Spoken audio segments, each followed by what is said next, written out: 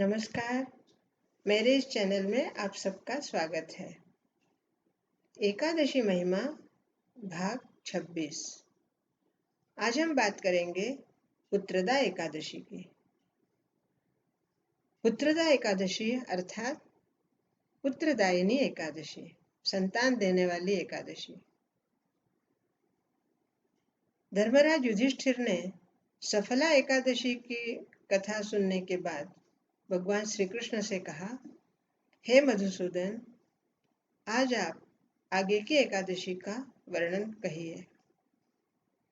श्री कृष्ण ने कहा, हे युधिष्ठिर, आगे की एकादशी है पुत्रदा एकादशी। इस एकादशी में भी भगवान नारायण की ही पूजा की जाती है। नारायण की कृपा से मनुष्य को संतान होती है। इसमें भी उसी तरह विधि के अनुसार व्रत किया जाता है। दिन भर उपवास करके, शाम को भजन कीर्तन, रात को जागरण और दूसरे दिन पारणा, ब्राह्मण भोजन करवा के पारणा, दान दक्षिणा दी जाती है। और अपना संकल्प जिसके लिए हमने किया है, वो संकल्प हम जिसके लिए हमने व्रत किया है उसे अर्पण किया जाता है। हे युधिष्ठिर, इसके संदर्भ में मैं तुम्हें एक प्राचीन कथा सुनाता हूँ। प्राचीन समय में चंपावती नामक नगरी में सुकेतुमान नामक राजा राज्य करता था। सुकेतुमान के राज्य में सभी तरह की संपन्नता थी, प्रजा सुखी थी, किसी प्रकार का कोई कष्ट नहीं था। लेकिन सभी के सुख संपन्न होने के बावजूद भी राजा स्वयं दुखी था, क्योंकि राजा को संतान नहीं थी। राजा ने कई तरह के व्रत किए, दान दक्षिणा की, ब्राह्मणों को दान दिया और सत्कर्म किए, परंतु उसके यहाँ संतान नहीं हुई। राजा की चिंता दिन पर दिन बढ़ती जा रही थी। राजा के मन में एक ही बात आती कि मैं अपने पितृ ऋण से मुक्त कैसे होऊंगा। मेरे पितरों को पिंडदान कौन करेगा। जब तक मनुष्य के संतान नहीं होती, तब तक मनुष्य पितृ ऋण से मुक्त नहीं होता। उसे कई तप किए, कई दान दक्षिणा के साथ साथ कई तरह की यात्राएं की, परंतु उसे फिर भी लाभ नहीं हुआ। अत्यंत दुखी अवस्था में राजा था।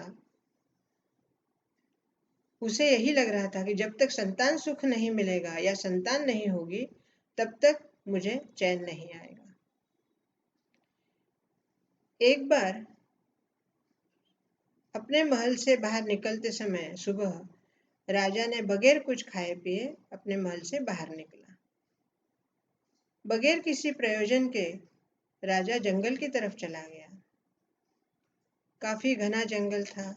जंगल में पशु पक्षी अपने अपने बच्चों के साथ, या यूं कहिए कि पशु अपने बच्चों के साथ या पक्षी अपने बच्चों को दाना खिला रहे हैं। जहां भी वो राजा देखता, उसे संतान ही संतान नजर आती है। राजा सोचने लगा कि पशु पक्षी हो या मनुष्य हो, संतान होना ही चाहिए। ऐसे विचार करते करते बगैर खाए पिए राजा आगे बढ़ते रहा और काफी घने जंगल में जाने के बाद उसे एहसास हुआ कि उसे प्यास लगी है, लेकिन ना ही साथ में पानी था और ना ही कोई अन्न जल। आगे बढ़ते बढ़ते वो पानी की तलाश करते हुए आगे बढ़ा। आगे उसे एक सरोवर नजर आया। सरोवर में आसपास कुछ आश्रम से दिखाई दिए।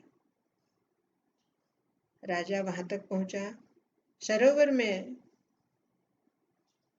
जलचर जीव आराम से विहरण कर रहे थे और जहां आश्रम थे, उस आश्रम में कुछ मुनियों को उसने देखा। राजा को बड़ा आश्चर्य हुआ। इसके पहले यहाँ पर कभी कोई मुनियों का आश्रम नहीं था। वो वहां तक गया और मुनियों को पूछा, हे मुनीश्वरों, आज से पहले मैंने आपको इधर कभी नहीं देखा। आप कौन हैं और किस प्रयोजन से यहाँ आए हैं? मुनियों ने कहा, हे राजन, हम विश्वदेव हैं और इस सरोवर में स्नान करने आए हैं। आज पुत्रदा एकादशी है और उसी के उपलक्ष्य हम आज विश्वदेव इस सरोवर में स्नान के लिए आए हैं। अब राजन, आप बताओ, आप किस प्रयोजन से यहाँ आए हो? आपका मुख इतना मलिन क्यों है? तब राजा ने कहा, हे मुनीश्वरों, मुझे संतान नहीं है और संतान ना होने का ही मुझे दुख है। मुनियों ने कहा, हे राजन, आज पुत्रदा एकादशी है, हमारे साथ तुम भी इस एकादशी का व्रत करो। राजा वहीं रह गया और उसने उस दिन पुत्रदा एकादशी का व्रत किया। दूसरे दिन पारणा किया और ब्राह्मणों को दान दक्षिणा दी। तत्पश्चात वो अपने महल में लौट आया। एकादशी की कृपा से उसके घर संतान हुई। संतान भी काफी यशस्वी और पराक्रमी है। राजा ने अपने उत्तरार्ध में अपना राज्य उस संतान को दिया और स्वतः जंगल में चला गया। पुत्रदा एकादशी की वजह से राजा को पुत्र प्राप्त हुआ था और इसीलिए राजा के मन में विचार आया कि आगे का आयुष्य, आगे का जीवन मुझे जंगल में भगवान की तपस्या में ही बिताना है। इस तरह हे युधिष्ठिर, उस राजा को संतान प्राप्त हुई। युधिष्ठिर को श्री कृष्ण कह रहे हैं, हे युधिष्ठिर, जीवन में कोई भी कार्य करने के पहले अगर तुम्हारे मन में सच्चा और दृढ़ संकल्प हो, आत्मबल अच्छा हो, तो आपके कार्य में कभी कोई रुकावट नहीं होती और आपको भगवान की तरफ से भी बल मिलता है। इस तरह राजा को संतान हुई। दोस्तों, ये कहानी हमें क्या बताती है? आज के युग में हम देखते हैं कि कई घरों में या तो संतान नहीं है या संतान लोग चाहते नहीं हैं। ऐसा क्यों?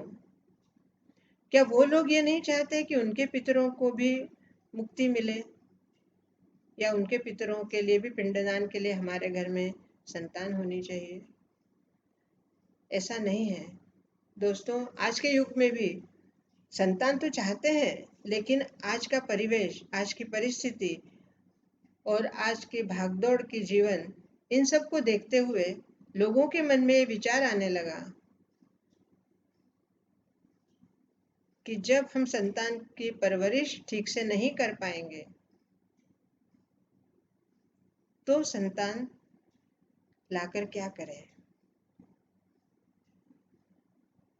सतयुग से लेकर कलयुग तक बहुत बातें बदल गई है, लेकिन फिर भी ईश्वर की कृपा और ईश्वर के व्रतों का प्रभाव आज भी उतना ही है। अगर कोई अपने मन से संकल्प करके दृढ़ निश्चय से, श्रद्धा से और आस्था से आज भी उस भगवान की आराधना करता है तो उसकी इच्छा अवश्य पूर्ण होती है। परिवेश भले ही बदल गया हो, लेकिन कहीं न कहीं अंतर मन की भावना आज भी वही है। दोस्तों, जीवन में जो भी हम सोचते हैं, जो भी हम विचारते हैं, उसका सीधा संबंध हमारे आत्मबल से होता है और हमारा आत्मबल आता है हमारी तपस्या से, हमारी साधना से, हमारे व्रतों से और हमारे दृढ़ निश्चय से। इसलिए आपके मन की जो भी इच्छा हो उसको पूर्ण करने के लिए आप अपना आत्मबल बढ़ाइए। और आत्मबल बढ़ने के लिए आपके 24 घंटे के आयुष्य में से कुछ पल उस प्रभु के लिए अवश्य निकालिए। मेरे चैनल को सब्सक्राइब कीजिए, लाइक कीजिए, शेयर कीजिए और बेल बजाइए। बहुत बहुत धन्यवाद। जय श्री कृष्ण।